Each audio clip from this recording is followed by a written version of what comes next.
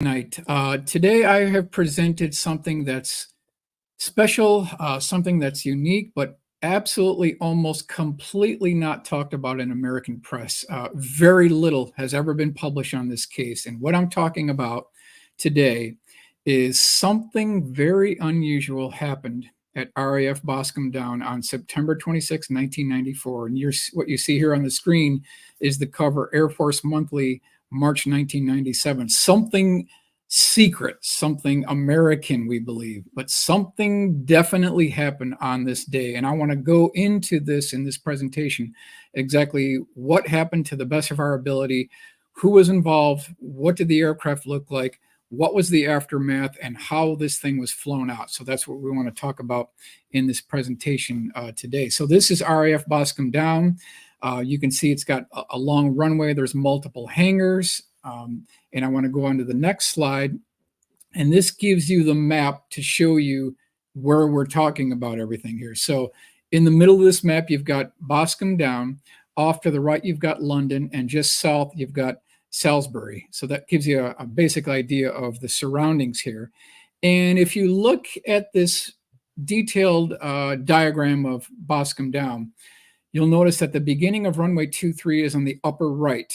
Now, whatever happened on that night, on the application of military power, we believe that there was a malfunction, most likely a nose gear collapse, and this thing came to rest at the end of the runway where I have the star, the red star at the bottom left. That kind of shows you where this all went down. Now, eyewitnesses saw this craft with the back end tipped up, the nose down. They had kind of the forward part of it covered with a tarp.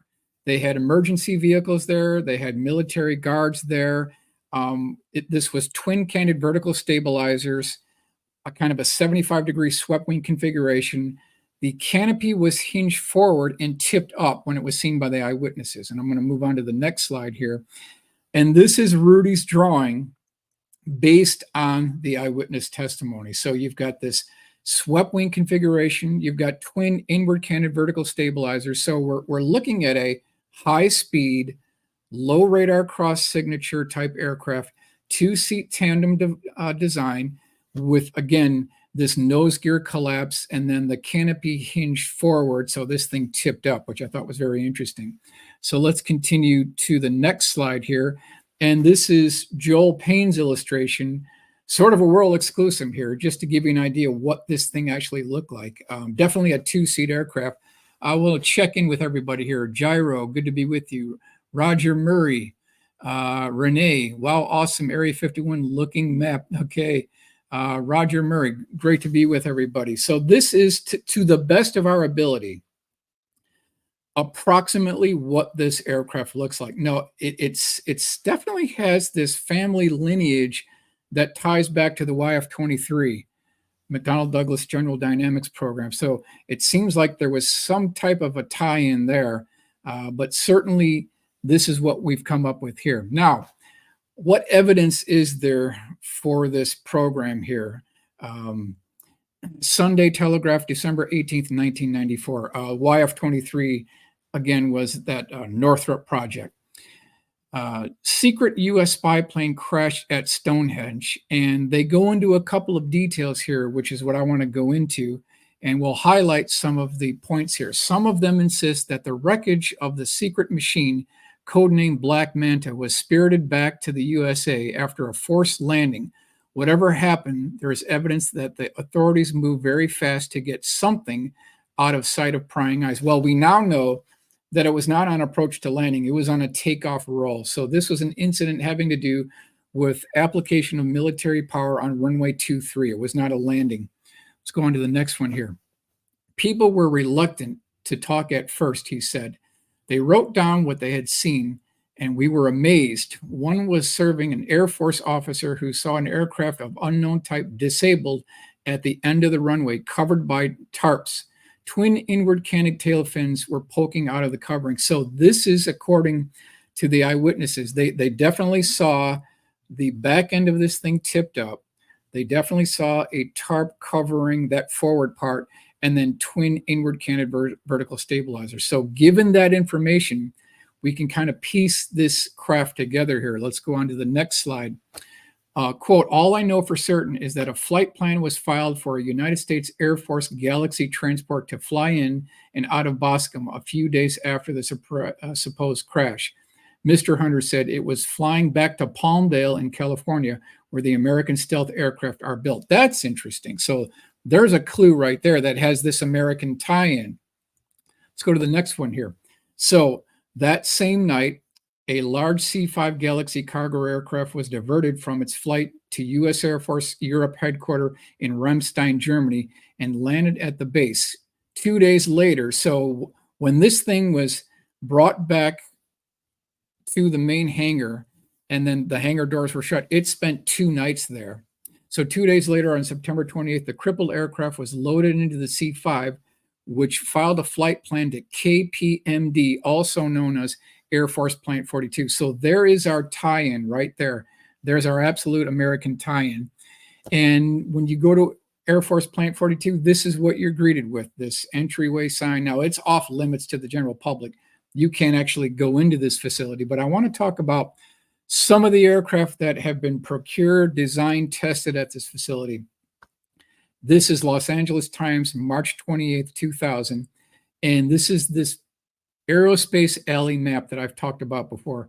And if you started in San Diego and you went up the 5, and then you kind of went northeast away from Los Angeles, up on the 14th, heading toward Palmdale, Lancaster, Edwards Air Force Base, and Mojave, you can do this trip in one entire day. But I want to bring your attention to number 4 on this map, and that's Palmdale. So when this craft was loaded into the C-5 at Boscombe Down, it was flown to Palmdale Air Force Plant 42. Here's the map that shows you what this looks like, and you can drive around this facility.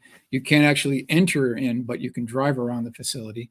And I'm going to go to the next slide here, and these are just some of the specifications of Air Force Plant 42. So owned by the United States Air Force, aerospace contractors that have major laboratories and buildings there are Boeing, Northrop Grumman, and one more that I'm sure everyone's familiar with.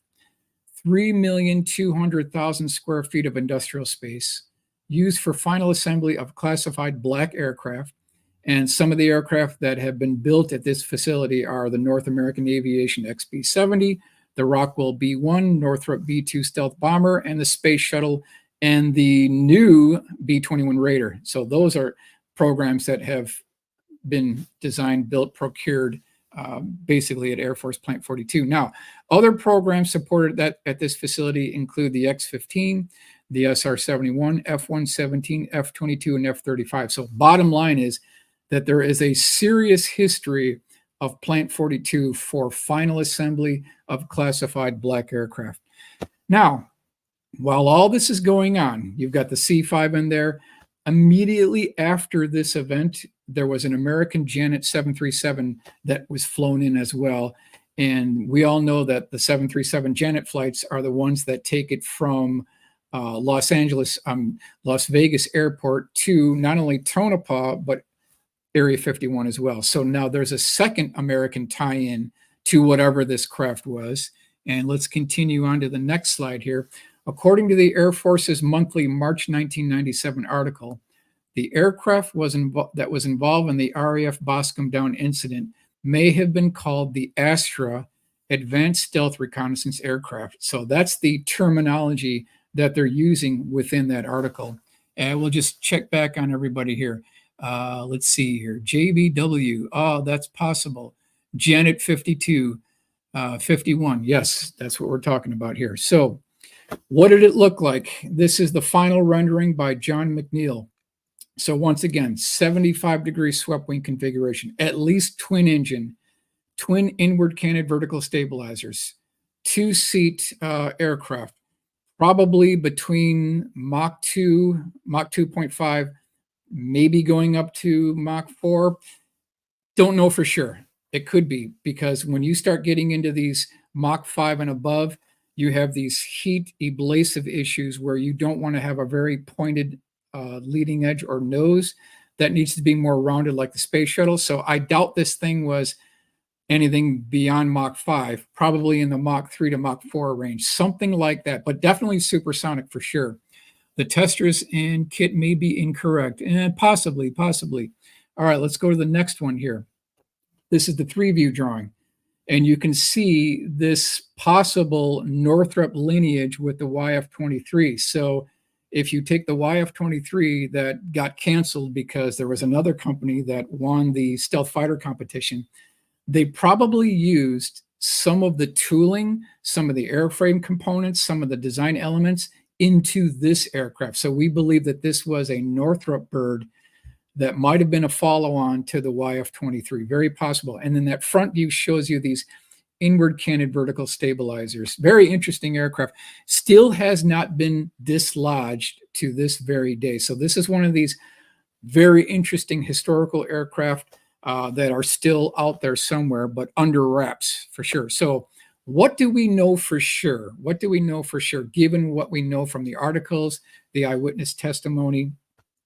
On September 22nd, 1994, eyewitnesses living near RAF Boscombe Down reported hearing a low-frequency rumbling roar approaching the base. So that is the tie-in to the event that happened a couple of days later. So it's probably the same exact aircraft that landed, and then they were going to make another test flight, and that's when they had the nose gear collapse. That seems to be the chain of events.